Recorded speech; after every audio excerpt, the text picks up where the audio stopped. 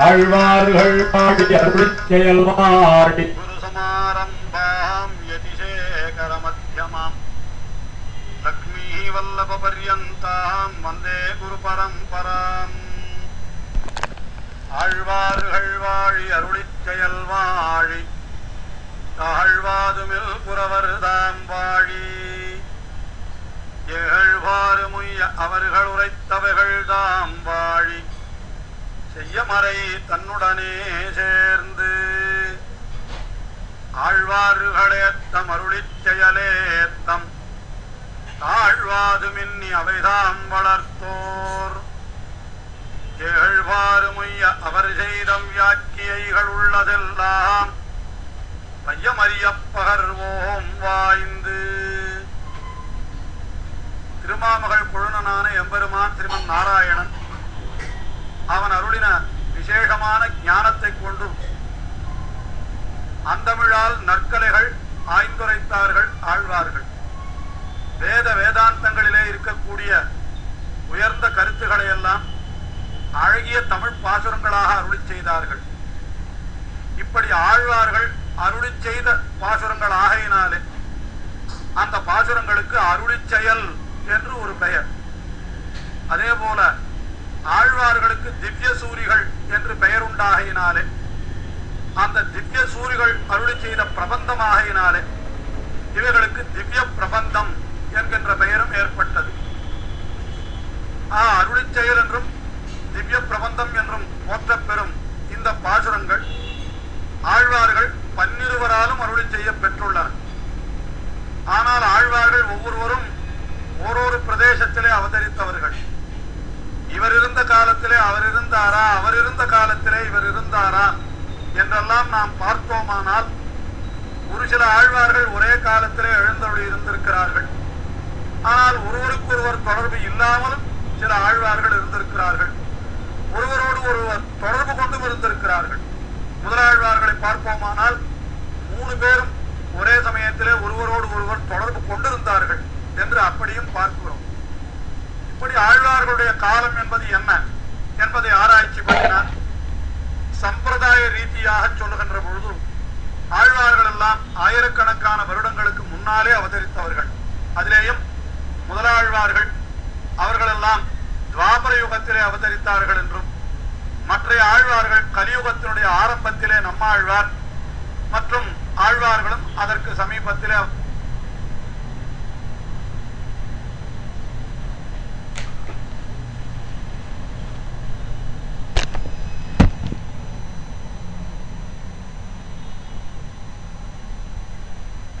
சொல்லப்பட்ட கருத்துகள் என்ன, அவற்றை நாம் எப்படி பயன் கொள்ளுகிறோம் என்பதிலேதான் நம்முடைய மனத்தை செலுத்த வேண்டும் என்று நம்முடைய பெரியோர்கள் சொல்லுகின்றார்கள். இப்படி ஆழ்வார்கள் 12 அவதரித்து அருள் செய்திருந்த திவ்ய பிரபந்தங்கள் எல்லாம் பிற்காலத்திலே நாதமுனிகள் காலத்திலேயே மறைந்து போய்விட்டிருந்தன என்று சொல்லுகின்றார்கள். நாதமுனிகள் என்கின்ற ஆச்சாரியர் 10ஆம் நூற்றாண்டினுடைய ஆரம்பத்திலே, அதாவது 9ஆம் நூற்றாண்டினுடைய பிற்பகுதியிலே 10ஆம் நூற்றாண்டினுடைய ஆரம்பத்திலே என்று சொல்லும்படியாக இப்படிப்பட்ட காலத்தை சேர்ந்தவராக நாதமுனிகள் என்கிற ஆச்சாரியர் பார்க்கப்படுகிறார். அவர் காட்டுமன்னார் கோயில் என்கிற திவ்ய தேசத்திலே, அதாவது ஒரு திருத்தலத்திலே, தற்பொழுது அது வீரநாராயணபுரம் என்று வழங்கப் பெறுகிறது, அந்த திருத்தலத்திலே அவதரித்தவராய் அந்த திருத்தலத்து எம்பெருமானுக்கு தொண்டுகள் புரிந்து கொண்டிருந்தார். தினந்தோறும் பூஜைகள் நடைகிற பொழுது அவரே சில ஸ்தோத்திரங்களை விண்ணப்பிப்பது வழக்கம். அப்பொழுது மேல்நாட்டிலிருந்து ஸ்ரீவைஷ்ணவர்கள் 2 வந்தார்களாம். மேல்நாடு என்பது இப்பொழுது கர்நாடக மாநிலமாய் இருக்கிறது. அங்கே மேலக்கோட்டை திருநாராயணபுரம் என்று ஒரு திருத்தலம் சொல்லப்படுகிறது. பிற்காலத்திலே ஸ்ரீ ராமானுஜர் எழுந்தருளி ஏறக்குறைய 12 ஆண்டுகள் எழுந்தருளி இருந்தார் அந்த திருத்தலத்தில். அந்த திருநாராயணபுரம் என்கிற திவ்ய தேசம், அந்த திருத்தலத்திலிருந்து 2 ஸ்ரீவைஷ்ணவர்கள் எழுந்தருளினார்களாம் இந்த காட்டுமன்னார் கோவிலுக்கு. அவர்கள் நாதமுனிகளிடத்திலே நாங்களும் ஏதாவது ஸ்தோத்திரங்களை விண்ணப்பிக்கலாமா என்று கேட்டார்கள். உடனே நாதமுனிகள் அதற்கென்ன சொல்லுங்களேன் என்று சொன்ன உடனே அந்த ஸ்ரீவைஷ்ணவர்கள் சம்ஸ்கிருதத்திலே ஸ்தோத்திரங்களை விண்ணப்பிப்பதற்கு பதிலாக அழகான தமிழிலே பாசுரங்களை சொன்னார்கள். இது இதுதான் நாதமுனிகளுக்கு ஆச்சரியத்தை விளைவித்தது. அதிலேயும் அந்த திருநாமம் தொடங்குகின்ற பொழுதே அந்த திருவாய்மொழி ஆறாவமுதே அடியேனுடலம் நின்பால் அன்பாயே நீராயலைந்து கரைய உருக்குகின்ற நெடுமாலே சீரார் சென்னல் கவரி வீசம் செழுநீர் திருக்குடந்தை ஏறார் கோலந்திகழக் கிடந்தாய் கண்டேனம்மானே என்று அந்த திருக்குடந்தை என்கிற திவ்ய தேசத்திலே எழுந்தருளியிருக்கின்ற ஆறாவமுதன் என்கின்ற எம்பெருமான் அவனை போற்றி ஒரு 10 பாசுரங்களை பாடியிருக்கிறார் நம்மாழ்வார் தம்முடைய திருவாய்மொழியிலே. அந்த 10 பாசுரங்களை அற்புதமாக விண்ணப்பித்தார்கள் அந்த மேல்நாட்டிலிருந்து வந்த ஸ்ரீவைஷ்ணவர்கள். திருக்குடந்தை எம்பெருமான் விஷயமான பதிகமன். இதை கேட்ட உடனே நாதமுனிகள் அப்படியே மெய்மறந்து விட்டார். அதிலேயும் அவர் இசையிலே மிகவும் வல்லவர், இசையிலே மிகவும் ஈடுபாடு கொண்டவர்கள். வந்திருந்த ஸ்ரீவைஷ்ணவர்களும் நல்ல இசையிலே அதை அவர்கள் பாடியிருக்க வேண்டும். இதை கேட்ட உடனே நாதமுனிகளுக்கு இப்படி அவர் கேள்விப்பட்டதே இல்லை. ஏனென்றால் அவர் காலத்திலே இந்த திவ்ய பிரபந்தங்கள் எல்லாம் கிடைக்காமல் போயிருந்தன. உடனே அவர் கேட்டார். 10 பாசுரங்கள் தான் அவர் கேட்டார். அந்த 10 பாட்டுத்தான் அவர்கள் சொன்னார்கள். அந்த 10 பாட்டினுடைய முடிவிலே என்ன சொல்லப்பட்டிருந்தது என்றால், உழலையன்பில் பேச்சு முளையூடு அவளையுயிருண்டான் கழல்கள் அவையே சரணாக கொண்ட குருகூர் சடகோபன் குழலின் மலியச் சொன்ன 1010 மழல் தீரவல்லார் காமர் மானை நோக்கியற்கே. அதுல என்ன சொல்லப்பட்டது? குழலின் மலியச் சொன்னா, குழலை காட்டிலும் புல்லாங்குழலை காட்டிலும் இனிமையானதாக சொன்னா என்று ஒரு விஷயம். அது மட்டும் இல்லை, குருகூர் சடகோபன் குழலின் மலியச் சொன்ன 1010 என்று 1000 பாசுரங்களுக்குள்ளே இந்த 10 பாட்டு என்று அந்த கடைசியில வந்தது. இதை கேட்ட உடனே நாதமுனிகள், அடடா 10 பாசுரங்களே நமக்கு இவ்வளவு மகிழ்ச்சியை விளைவிக்கிறது, இதுபோல இன்னும் 1000 பாசுரங்கள் இருந்தால் எவ்வளவு விசேஷம் அது. உடனே அந்த 1000 பாசுரங்களையும் உடனே பெற்றுவிட வேண்டும் என்று எண்ணி அந்த ஸ்ரீவைஷ்ணவர்கள் இடத்துல கேட்டார். உங்களுக்கு தெரியுமா என்று கேட்டார். எங்களுக்கு இந்த 10 பாட்டு தான் தெரியும் என்று சொன்னார்கள். உங்கள் ஊரில் உள்ளவர்களுக்கு தெரியுமான்னு கேட்டார். அவர்கள் சொன்னார்கள், ஊரில் உள்ளவர்களுக்கு இந்த 10 பாட்டே தெரியுமான்னு தெரியாது என்று கூட அவர்கள் சொல்லியிருப்பார்களோ என்னமோ. உடனே இவருக்கு கொஞ்சம் வருத்தம் தான் ஏற்பட்டது. ஆனாலும் நல்ல வேளையாக அந்த பாசுரத்தில் என்ன இருக்கிறது, சொன்னவர் யார் என்று அவருடைய பேர் இருக்கிறது. சடகோபன் சொன்னார் என்று இருக்கிறது. அந்த சடகோபன் எந்த ஊரை சேர்ந்தவர் என்றால் குருகூர் சடகோபன் என்று சொல்லப்பட்டிருக்கிறது. இதுதான் ரொம்ப விசேஷம். 4000 திவ்ய பிரபந்தத்திலே ஆழ்வார்கள் எல்லாம் பாசுரங்களை பாடியிருந்தாலும் பல பல ஆழ்வார்கள் தங்களுடைய பெயரை கூட திவ்ய பிரபந்தங்களிலே சொல்லிக் கொள்ளவில்லை. முதலாழ்வார்கள் 4 பொய்கையார், பூதத்தார், பேயார், புகழ்மழிசை ஐயன் மற்றும் திருப்பான ஆழ்வார். இந்த ஆழ்வார்கள் 5 கூட தங்களுடைய திருநாமத்தை தங்கள் திவ்ய பிரபந்தங்களிலே சொல்லிக் கொள்ளவே இல்லை. அது ஒரு விஷயம். இரண்டாவதாக தங்களுடைய திருநாமத்தை சொல்லிக் கொண்டவர்கள் உண்டு. அது யார் சொன்னான்னு கேட்டார். மற்றைய ஆழ்வார்கள் 5 பேரும் சொல்லிக் கொண்டிருக்கிறார்கள். பெரிய ஆழ்வார் சொல்லிக் கொண்டார், குலசேகர ஆழ்வார் சொல்லிக் கொண்டார், தொண்டரடிப்பொடி ஆழ்வார் சொல்லிக் கொண்டார், நம்ம ஆழ்வார், திருமங்கை ஆழ்வார், ஆண்டாள், மதுரகவிகள் என்று 2 பேரையும் சேர்த்தா 7 பேரும் தங்களுடைய பெயரை திவ்ய பிரபந்தங்களுடைய கடைசியிலே சொல்லிக் கொண்டார்கள். இன்னார் சொன்ன திவ்ய பிரபந்தம் என்று சொல்லிக் கொண்டார்கள் என்பது வாஸ்தவம் தான். ஆனால் அப்படி சொல்லிக் கொண்டவர்களும் கூட தாங்கள் இத்தனை பாசுரம் பாடுகிறோம் என்று யாருமே சொல்லிக் கொள்ளவில்லை.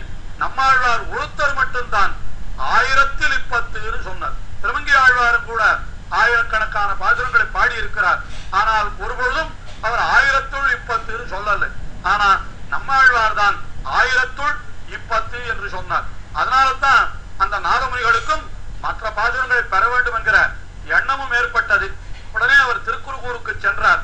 அங்கே அவர் சென்றார். அங்க ஒருத்தருக்கும் தெரியவில்லை. ஆனால் பராங்குஷ தாசர் என்கிறவர் மதுரகவி ஆழ்வாருடைய வம்சத்திலே வந்தவர். அவர் எங்களுடைய மூதாதையர் மதுரகவி ஆழ்வார் கண்ணினுன் சிறுத்தாம்பு என்கிற திவ்ய பிரபந்தத்தை அருளி செய்திருக்கிறார். 11 பாசுரங்கள் கொண்ட அற்புதமான திவ்ய பிரபந்தம் அது. அதை யார் ஜபிக்கிறார்களோ அந்த ஆழ்வார் ஒரு புளிய மரத்தடியிலே நம்ம ஆழ்வார் எழுந்தருளி இருந்தார்.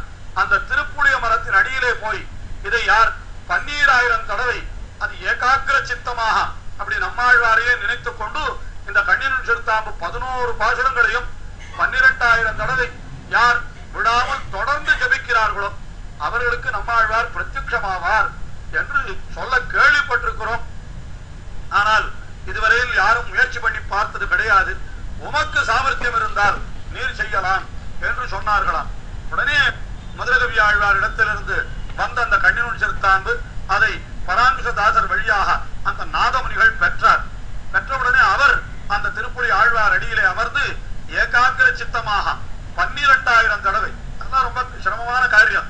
ஏன்னா முழுக்க கண்ணினுள் சிறுத்தாம்பை ஒரு முறை அந்த 11 பாசுரங்களை சொல்லுவதற்கே நமக்கு குறைந்தபட்சம் 2 நிமிடங்கள் ஆகிறது என்று வைத்துக் கொண்டாலும் கூட 12,000 தடவை விடைவிடாமல் தொடர்ந்து சொல்லணும்னா கிட்டத்தட்ட 20 நாள்களாவது ஆகும். அந்த 20 நாள்களுக்கு அவன் இருந்த இடத்தை விட்டு அசையக்கூடாது, ஊன் உறக்கமின்றி அப்படி சொல்லணும்னா அவர் நாதமுனிகள் யோகத்திலே வல்லவராய் இருந்தபடியினாலே அவரால் அதை செய்ய முடிந்தது. அந்த யோகமெல்லாம் வல்லவராய் இருந்தபடியினாலே யோகத்திலே அமர்ந்தார். 12,000 தடவை அந்த கண்ணினுள் சிறுத்தாம்பை அவர் ஜபித்தார், நம்மாழ்வாரையே நினைத்துக் கொண்டு. அதற்கு பிரதியாக நம்மாழ்வாரும் அப்படியே அந்த நாதமுனிகள் திருமுன்பே தோன்றி உமக்கு என்ன வேண்டும் என்று கேட்க, நீர் அருளி செய்த பாசுரங்கள் திருவாய்மொழி 1000 அது எனக்கு வேண்டும் என்று நம்மாழ்வாரை பார்த்து நாதமுனிகள் கேட்டார். உடனே நம்மாழ்வார் மிகவும் மகிழ்ந்து, நான் அருளி செய்த திவ்ய பிரபந்தம் திருவாய்மொழி மட்டுமல்ல, மற்றும் 3 திவ்ய பிரபந்தங்கள், திருவருத்தன், திருவாசிரியம், பெரிய திருவந்தாதி என்கிற திவ்ய பிரபந்தங்கள், இவை மட்டுமல்ல, இன்னும் மற்றுள்ள ஆழ்வார்கள், இன்னும் அவரை தவிர நம்மாழ்வாரை தவிர மற்ற 11 பேர் இருக்கிறார்களே, அவர்கள் அத்தனை பேரும் அருளி செய்த அத்தனை திவ்ய பிரபந்தங்களையும் உமக்கு நான் கொடுக்கிறேன் என்று நாதமுனிகளுக்கு நம்மாழ்வார் 4000 பாசுரங்களையும் கொடுத்தார். நம்மாழ்வாருடைய வாழி திருநாமத்திலே நாதனுக்கு 4000 உரைத்தான் வாழியே என்று சொல்லும்படியாக அத்தனை இவர் கேட்டது 1000 தான். ஆனால் ஒன்றுக்கு 4ஆக 4000 பாசுரங்களையும் நம்மாழ்வார் நாதமுனிகளுக்கு கொடுத்தார். கொடுத்தார் என்றால் எப்படி கொடுத்தார்? ஓலையிலே எழுதி கொடுத்தாரா என்றால் அப்படி கொடுக்கவில்லை. அது யோக தசையிலே அவருக்கு கொடுத்தது. நம்மாழ்வார் நாதமுனிகளுக்கு அருள் புரிந்தார். எப்படி பகவான் திருமன் நாராயணன் மயர்வர மதிநலம் அருளினான், உடனே ஆழ்வார் ஞானம் பெற்றாரோ அதுபோல நம்மாழ்வார் மயர்வர மதிநலம் அருளினார், நாதமுனிகள் பெற்றார். தொடர்ந்து பார்ப்போம்.